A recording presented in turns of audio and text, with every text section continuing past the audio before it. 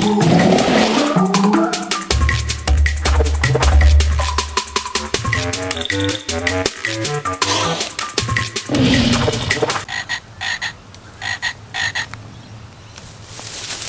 Australia! Crikey! Today we're looking at one of the rare and endangered species of the world, the Zoroastrians. Every couple of years, these guys come to one place in the world on a big migration in search of a mate. Some of them, in their prime, have their pick of the Sheilas. Others aren't so lucky and will go home lonely without a mate. Crikey! This is a very rare find. A bunch of Zoroastrians just doing their thing in their native habitat.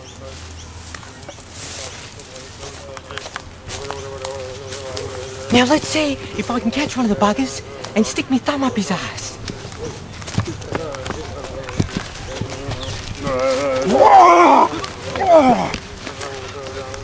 Oh, this is a big whale. He's a big fella.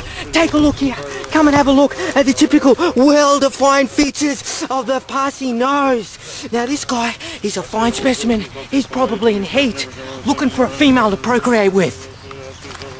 In the olden days, he would have been married with 4 kids by now. But these days, stuff's changed, and he's still 40 years old, looking for the perfect catch, but only still living in his mother's place.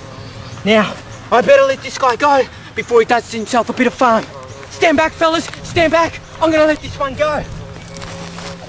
Whoa.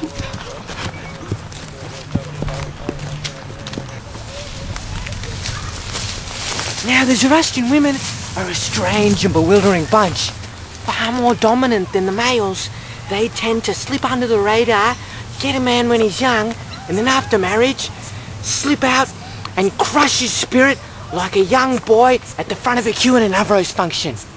Now these women, once they hit their 40s, invariably cut their hair, develop a fearsome temper, and scare the bejesus out of the rest of the family.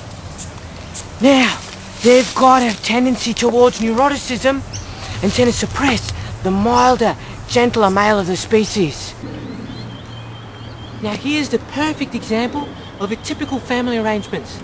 The strong-willed mother has over-nurtured her boy so that even at the age of 30, he can't make a decision for himself. Mommy daddy, mommy daddy, mommy daddy, mommy daddy, mommy daddy, mommy daddy, mommy daddy, mommy daddy, mommy daddy, mommy daddy. Off you go, little fella. Now, the Zoroastrians, and in particular the Parsis, tend to excel at all things academic. They're really good at their studies. When they grow up, they always tend to be either engineers, accountants, doctors, or scientists. Now, they're damn good at maths, but they sure as hell can't play sport. Hey, Kacha. Warnak. Yeah.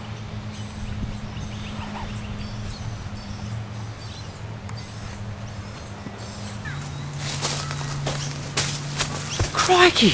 Now, let's see if we can catch another one of these guys and have a look at their strange ceremonial clothes.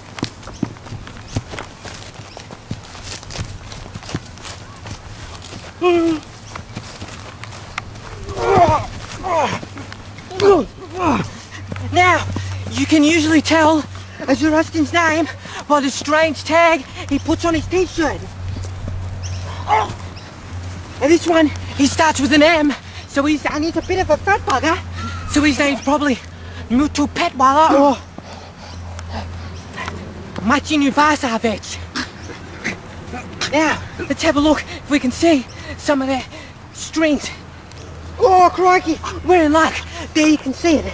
You can see the cord wrapped around his waist 3 times, which is supposed to symbolise, legend has it, good words, good thoughts, and good deeds, and protect the wearer against evil. Put your head down, put your head down.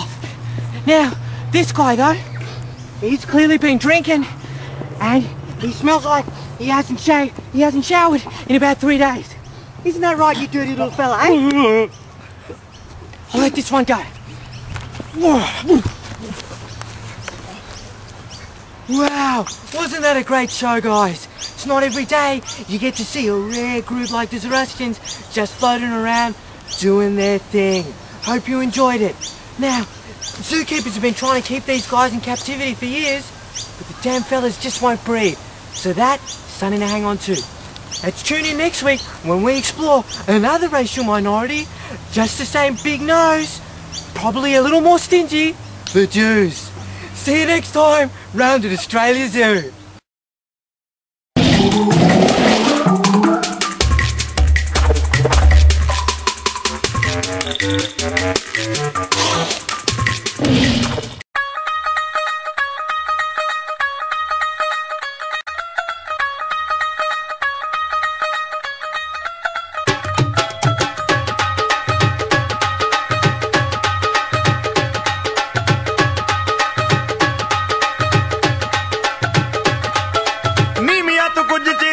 रख लै पल्ले विच मुखड़ा लुका के रख लै।